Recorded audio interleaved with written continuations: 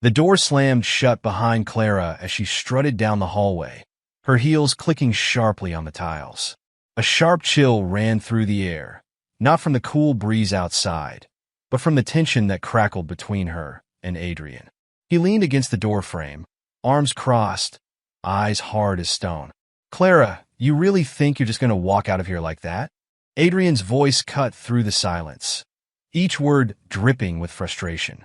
Clara shot him a cold smile, barely pausing as she applied a fresh layer of crimson lipstick in the mirror. "Adrien, we've been over this.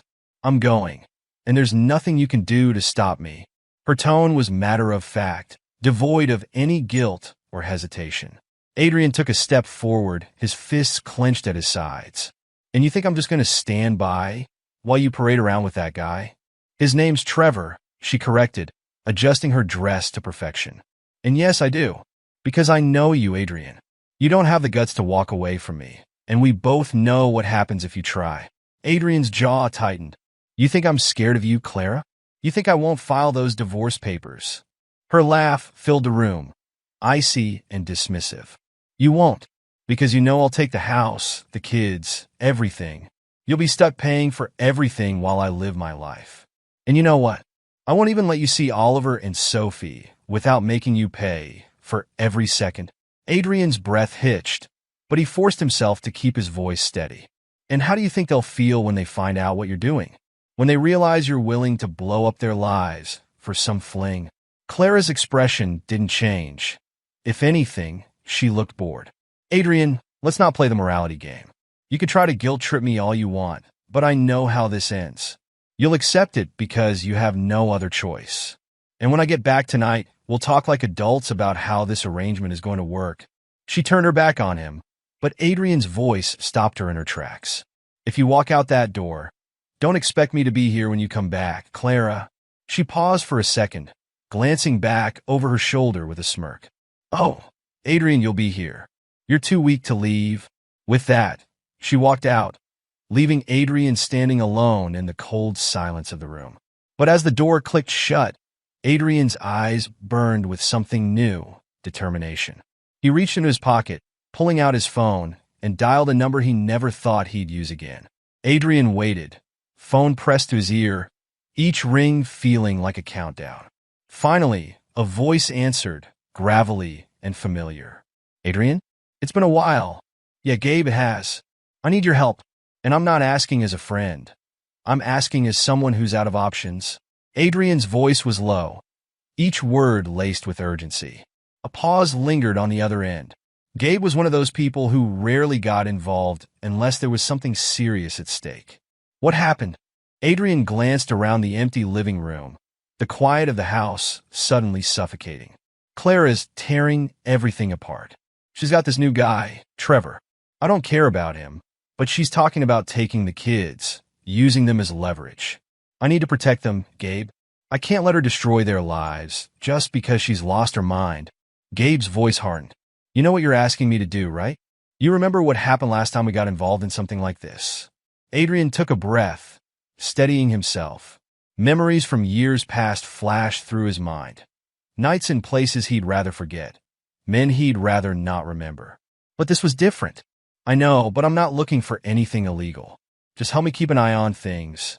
I need to know what she's planning, who she's talking to." "You still have those contacts?" "Yeah, but this could get messy, real messy," Gabe replied, his tone cautious. "If Clara finds out, she won't. And even if she does, I don't care anymore. She crossed a line tonight, Gabe. I'm done playing it safe." Adrien's voice cracked with the weight of his frustration. He was tired of pretending everything was fine, tired of being walked over. And this time, he wasn't going to let it happen. Gabe sighed, then gave a resigned chuckle. "All right, Adrien, I'm in. I'll make a few calls, get a couple of the old crew together. But you'd better be sure about this, because once we start, there's no going back." Adrien's grip tightened around the phone. "Believe me, I'm ready." Meanwhile, Clara strode into the neon-lit lounge where Trevor waited, looking every bit the charmer in his leather jacket and casual grin. The music pulsed through the speakers, and the air was thick with the buzz of conversations and laughter. As soon as Trevor saw Clara, he gave her a confident nod and raised his glass. "Hey, beautiful. You actually made it," he teased, leaning in closer as she sat down beside him. "And here I thought you'd back out at the last minute." Clara flashed a coy smile, resting her hand on his arm. "Not a chance. I'm done with Adrien trying to control my life. I'm ready for a real man, someone who doesn't hold me back." Trevor smirked, but there was a glint of curiosity in his eyes. "Yeah, about that. You really think Adrien's gonna let this slide? Most guys would fight back if their wife started dating someone new while they're still under the same roof." Clara laughed, but there was an edge to it. "He's harmless. Trust me. He talks big, but he'll never do anything about it. He's just too predictable." Trevor raised an eyebrow, a hint of doubt creeping into his expression. "Still, you sure this is worth the trouble? It's not like you're rolling in cash without him." Clara leaned in, whispering against his ear, her lips curving into a smile. "That's why I got a plan. Just stick with me, and we'll be living the good life before you know it." Trevor couldn't resist her confidence, so he shrugged and clinked his glass against hers. But even as they shared a toast, he couldn't shake the feeling that Clara was underestimating her husband. Adrien might seem like he was all bark and no bite, but Trevor knew better than to ignore the instincts that had kept him out of trouble all these years. Back at the house, Adrien didn't waste any time. He headed down to the basement, where a dusty metal lockbox lay hidden beneath a pile of old tools. Inside, he found a set of papers, a few small electronics, and a burner phone. It was like stepping back into a past he'd sworn never to revisit. But desperate times called for desperate measures. He dialed a number on the burner, and it rang only once before a familiar voice answered. "Adrien, what's the word?" It was Marcus, another old contact, who now worked as a security specialist. "Marcus, I need some tech, something to monitor phone calls, maybe a tracker or two. You know, just to keep tabs on Clara's movements and who she's talking to." Adrien's voice was firm, no hesitation. Marcus chuckled dryly. "Still got a taste for the cloak and dagger stuff, huh? All right, I'll send over a package. Should reach you by morning. Thanks. And Marcus, don't mention this to anyone." "Not yet." Adrien's voice softened, the weight of the situation bearing down on him. "You got it, man. Just don't go getting yourself in too deep." As Adrien ended the call, he felt a strange sense of calm settle over him. For the first time in months, he felt like he was taking back some control. Whatever Clara thought she had over him, she was about to realize just how wrong she was. By the time Clara came home, the clock had crept past 3 in the morning. She was a little buzzed from the night out, a satisfied smile playing on her lips. But the moment she stepped inside, she noticed something off. The living room lights were on, and Adrien was waiting, sitting calmly in the armchair like a shadow in the dim glow. "Well, look who finally decided to come home," he remarked, his voice almost too casual. Clara stopped, her smile faltering. "Adrien, don't start." "Oh, I'm not starting anything. Just making sure you know how this is going to play out." He stood, his eyes locked on hers. "You thought I'd roll over, but you're wrong, Clara. I'm done letting you walk all over me." She raised an eyebrow, but he saw a flicker of uncertainty in her expression. "You think you can scare me, Adrien? With what, exactly? You got nothing on me?" Adrien let out a slow, humorless laugh. "Is that what you think? Let's just say I have friends who are a lot better at finding out the truth than you realize. And I'm not going to let you drag our kids into this mess." Clara's eyes flashed with a mix of anger and something else, something close to fear. But she covered it with a sharp laugh. "You think your little buddies are going to change anything? I'll still get the house, the money, everything. You know how the system works?" Adrien stepped closer, his expression hardening. "Yeah, well, we'll see about that. Because I'm not going down without a fight." For a moment, the tension between them crackled like electricity.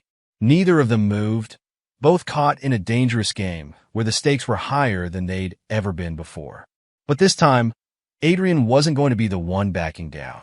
Clara was about to find out just how far he was willing to go to protect what mattered most to him. Adrien didn't sleep that night.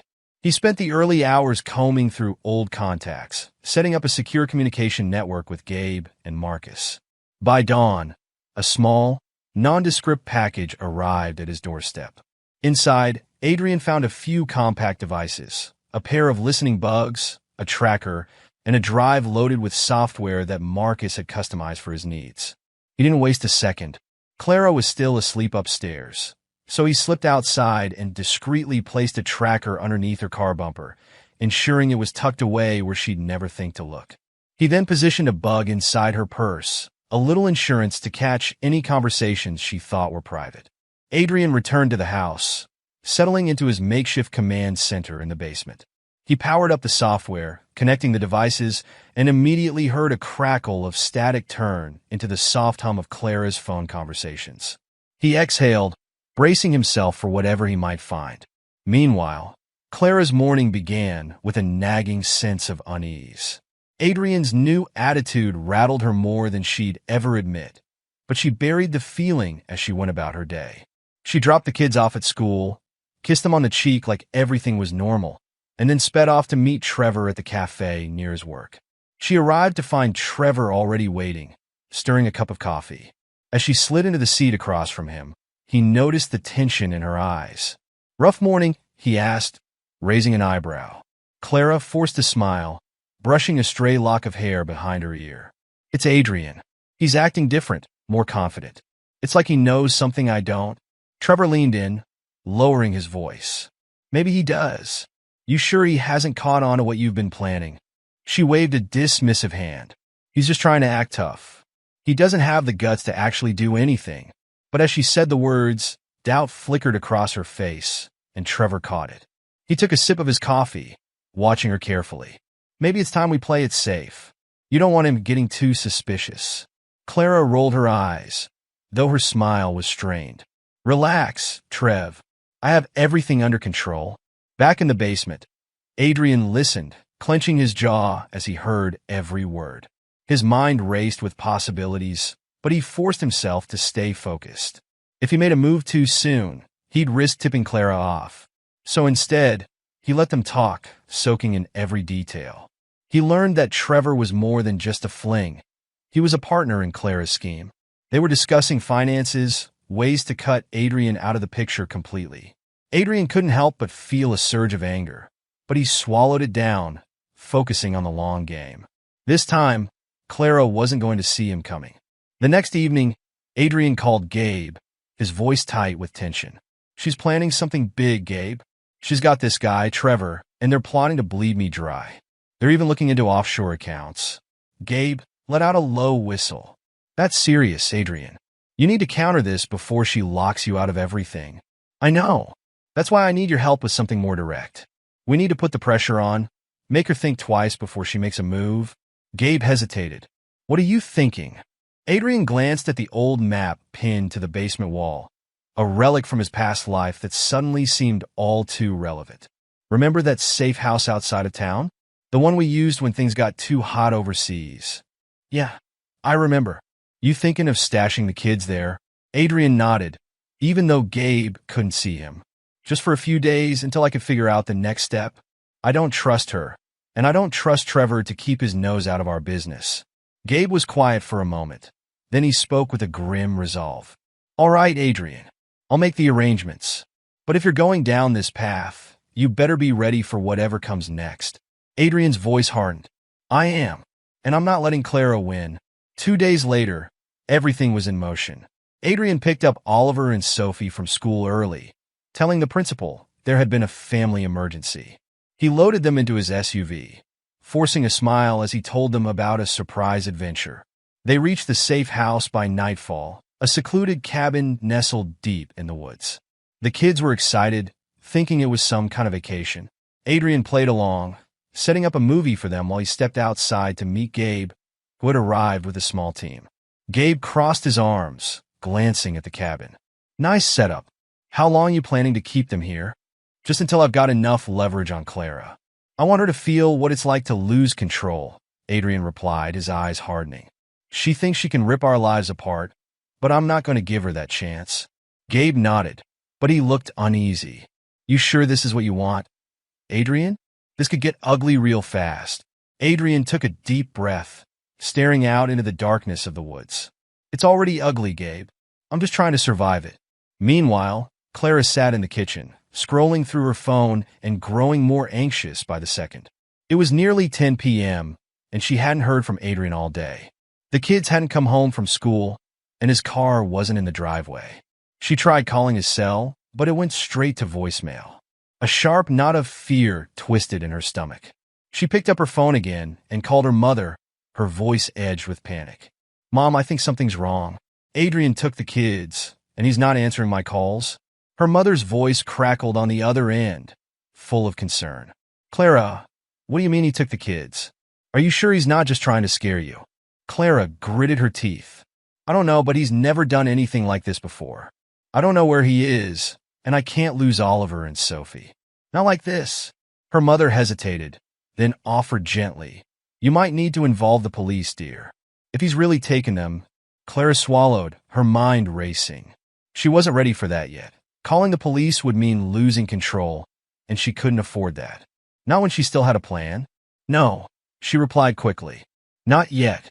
I'll handle it. I just need to find out where he's hiding them." After ending the call, Clara grabbed her purse and headed for the door. But as she stepped outside, she didn't notice the shadow that slipped out of sight across the street. One of Gabe's men, keeping a close eye on her every move. That same night, back at the cabin, Adrien sat on the porch, phone in hand. He called Marcus, who answered on the second ring. "You get anything from that bug?" Adrien asked, his voice low. "Oh, I got plenty," Marcus replied with a dark chuckle. "Clara's losing her mind trying to find you. She's called that Trevor guy 3 times, and she's definitely thinking about going to the cops." Adrien nodded to himself, a grim satisfaction settling in. "Good. Keep monitoring. If she makes any moves, I need to know about it first." "You got it, but Adrien, be careful. You push too hard and she might just push back." Adrien's eyes glinted in the darkness. "Let her. This time, I'm ready for whatever she throws at me." The next day, Clara met Trevor at a dingy bar on the outskirts of town, her face tight with stress. She gripped his arm, her voice desperate. "Adrien's gone off the deep end, Trevor. He's taken the kids somewhere, and I can't find him. We have to get them back or everything we've planned is going to fall apart." Trevor frowned, pulling her into a secluded booth. "We can figure this out, but you need to stay calm. If you panic, you're going to make mistakes." Clara bit her lip, her eyes flashing with frustration. "We don't have time for calm. We have to find them before he does something drastic." But as she spoke, she noticed something, a small black dot on the edge of her purse, barely visible against the lining. Her heart skipped a beat, and she quickly turned her back to Trevor, pretending to dig through her bag. "What's wrong?" Trevor asked, sensing her change in demeanor. Clara forced a tight smile. "Nothing. I just need to use the restroom." She slipped away, her mind spinning. She locked herself in a stall, peeled the bug off her purse, and crushed it under her heel, a fierce determination hardening her features. "So, Adrien, you want to play dirty?" she muttered to herself. "Fine. Let's see how you handle it when I start playing back." Clara stormed out of the bar, her mind racing. She had underestimated Adrien, and now she was backed into a corner. But she wasn't about to give up. She called Trevor, ordering him to meet her at the house. They needed to plan their next steps, and fast. Trevor showed up an hour later, but the atmosphere was tense. Clara's anger was palpable, and Trevor was on edge, uncertain about how far things might go. They paced the living room, the lights dim, as Clara ranted about Adrien's sudden change. "We have to find him, Trevor. If he thinks he can hide the kids from me, he's dead wrong," she hissed, her nails digging into her palms. Trevor raised his hands, trying to keep the peace. Okay, let's not do anything reckless. Maybe we can dig into his finances, see if he's made any sudden withdrawals or rented a place. I know a guy who can help us track down his movements." Clara's eyes lit up with a flash of hope. "Do it. Whatever it takes. Just find them." At the cabin, Adrien's phone buzzed, an alert from Marcus. Clara had discovered the bug, but she wasn't giving up. Adrien gritted his teeth, knowing it was only a matter of time before she tried something drastic. He checked in on the kids, who were playing with some board games Gabe had brought. He forced a smile for them, then stepped outside to think. Gabe met him on the porch, handed him a cup of coffee. "She's not going to let up, is she?" Adrien shook his head, staring out into the woods. "No, but she doesn't know what we've got planned. I'm going to make sure she sees just how far she's pushed me." Gabe took a sip, glancing over. And you're ready for that? For whatever comes next? Adrien looked back at the cabin, where his kids' laughter drifted through the open window. I have to be. For them. Clara and Trevor's search for Adrien led them to a private investigator who specialized in finding people who didn't want to be found. But every step they took, Adrien anticipated, thanks to the info Gabe's team kept feeding him. When Clara set up a meeting with a lawyer to discuss filing an emergency custody order, Adrien was already there, waiting outside the building, recording the entire encounter. He sent the footage to Marcus, who hacked into Trevor's financial records. Within hours, Adrien had everything he needed, proof of the shady money transfers and emails between Clara and Trevor discussing their plans to cut him out. He sent the files to Clara's phone with a simple message. You want to play dirty? Here's my hand. Clara froze when she received the message, her heart pounding as she opened the files. Her face drained of color as she realized just how thoroughly Adrien had turned the tables. She turned to Trevor, her hands shaking. He knows everything. He has evidence. He'll ruin us. Trevor's face hardened, the tension between them snapping. You dragged me into this, Clara. If you had kept control, none of this would have happened. Back at the cabin, Adrien received a call from Clara. He answered, keeping his voice cold and steady. You got my message, I see. Clara's voice trembled, her anger barely contained. Adrien, you can't do this. We can figure something out. Just give me back the kids and we'll go our separate ways. You don't need to do this. Adrien let out a bitter laugh. After everything you've done, you think I'd just hand them over and let you walk away? No, Clara. It's over. I've filed for full custody. You're not seeing them again. You think I'm just going to let that happen? She snapped, but there was desperation in her voice now. You don't have a choice, Adrien replied. I've got proof of everything, the money, the lies, the affairs. I'm not the one who'll be losing this fight. He ended the call, tossing the phone aside. Inside, the kids were waiting, oblivious to the battle raging around them. Adrien joined them, pulling them into a tight hug. He knew this wasn't the end. It was only a new beginning, but one where he finally held the upper hand. Days later, Adrien received the news he had been waiting for. The court had granted him temporary custody, pending an investigation into Clara's actions. He couldn't help but feel a surge of relief, though he knew the real fight was far from over. Clara, facing the reality of losing everything, tried one last desperate move. She called the police, claiming Adrien had kidnapped the kids. But by the time officers showed up at the cabin, Adrien was ready. He handed over the legal documents, showing he had every right to protect his children. Clara's accusations fell apart under the weight of his evidence, and the officers left with a warning for her to stay away. Clara stood on the edge of the woods, watching as Adrien guided the kids back into the cabin, his protective arm around their shoulders. Her rage turned to bitter tears as she realized she'd lost. Adrien wasn't the man she could manipulate anymore, and now she had nothing left but the wreckage of her own schemes. Trevor, unwilling to be dragged any further into Clara's crumbling life, cut ties and left town without a word. He wasn't about to stick around for the fallout. Months later, Adrien and the kids settled into a new life. The past wasn't forgotten, but it was behind them. He'd never asked for this battle, but he'd fought it for the right reasons, for his children, for their future. And as he watched them laugh and play in the backyard of their new home, he knew it was worth every moment. Clara, on the other hand, faced a different future, one without the control she thought she'd wielded, one where she had to face the consequences of her actions. She might have lost the game she started, but Adrien would never forget the price they all paid along the way. And for once, Adrien didn't look back.